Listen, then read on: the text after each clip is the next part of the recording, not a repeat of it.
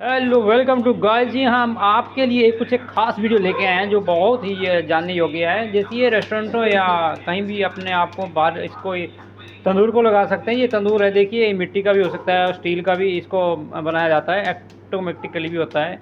और इसमें हम कोयला डालते हैं जलाने के लिए। 2-3 किलो कोयले से आसानी से जल जाता है। इसमें हम रोटी लगा सकते हैं आटा की, मैदा की। जैसे आप रेस्टोरेंट में जाते हो वहाँ पे ब्रेड या रोटी, लच्छा पराठा हो गया या फिर तंदूरी रोटी हो गई या गार्लिक नान हो गए, बटर नान हो गए, कबाब को, इसमें सारा कुछ बना सकते हो आप। देख ली कोयला कितना आसानी से इसमें जल रहा है और कोयले की हीट इतनी ज़्यादा होती है कि आप इसको पास में ज़्यादा खड़े भी नहीं हो सकते।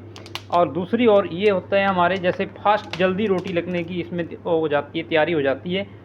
और इसमें आप दूसरे नॉन वेज भी, जैसे तंदूरी नॉन वेज के शौकीन लोग हैं, नॉन वेज हो गई है जैसे चिल्ली, दूसरा आप टिक्का लगाते हैं, पनीर टिक्का हो गया और तंदूरी चिकन हो गया, तो इसमें आसानी से लगा सकते हैं और बहुत जल्दी उसमें पक जाता है ये।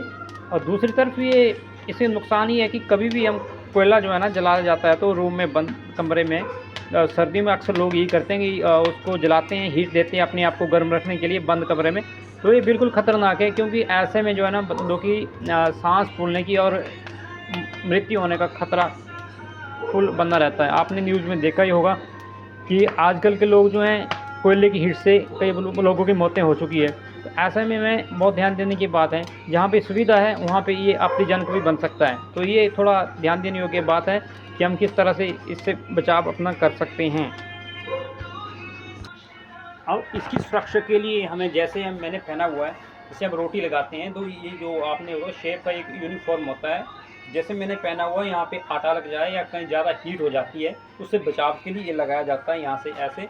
और ये कॉटन के रूप में भी हो सकता है। और जैसे जैसे काम करते हुए जो पट्टी पे काम करते हैं उसमें थोड़ा हीट बचती है, जैसे हम ऑर्डर लगाते हैं खाने का जो भी है, तो उसमें जो हीट बचती है तो ये हमारे ऑर्गेन्स होते हैं, उसके अंगों को सुरक्षा करता है कि ज़्यादा हमें हीट ना मिले, हमारी बॉडी को थोड़ा बचाव भी हो जाता है, तो इसकी सुरक्षा होती है, इसलिए हम इसको पहन के काम करते हैं।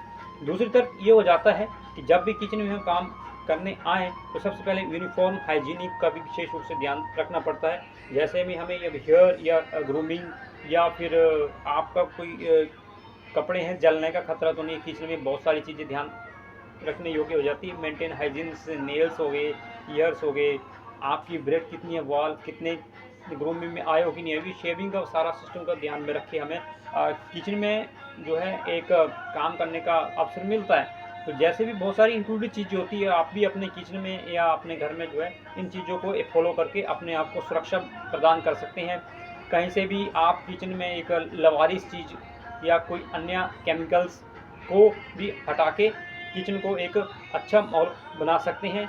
कई बार ये हो जाता है कि किचन में हम एक्स्ट्रा चीज़ें रख देते हैं, फालतू की चीज़ें रख देते हैं, तो ऐसे में है वो कबाड़ के रूप में एक माहौल पैदा हो जाता है, वहाँ पे चूहे उत्पन्न होने की भी एक दिक्कत समस्या हो जाती है या अन्य फंगस लग जाते हैं। तो मैक्सिमम यही है कि किचन को थोड़ा स्पेस या खाली रखें, जैसे टेबल लगने की जगह या चेयर्स लगाते हैं या सीटिंग है वहाँ पे जब हम सफाई करते हैं फ्लोर की, तो वहाँ पे आसानी हो आने जाने में, कस्टमर आए किसी भी रूप में सर्विस में कोई भी बाधा ना आए। ऐसे में ये है कि सामान को एक दिशा में ही सेटअप रूम में ही रखें, जिस तरह की हमारा एक रूम का स्पेस है उसी के हिसाब से हमें एक किचन के सामान की तैयारी एक सिस्टम के साथ तैयार करके रख सकते हैं।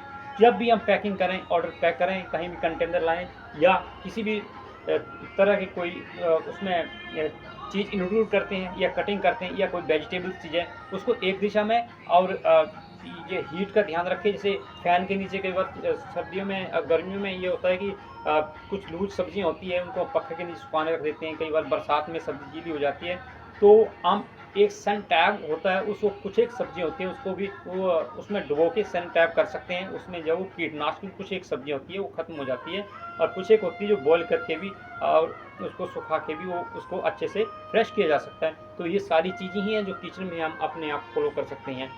गाइस, ऐसी वीडियो देखने के लिए हमें लाइक और सब्सक्राइब ज़रूर कीजिएगा, ताकि आने वाली वीडियो जो किचन से रिलेटेड या किसी भी प्रकार की, तो आपके स्क्रीन के ऊपर आपको देखने को मिले। Thank you so much.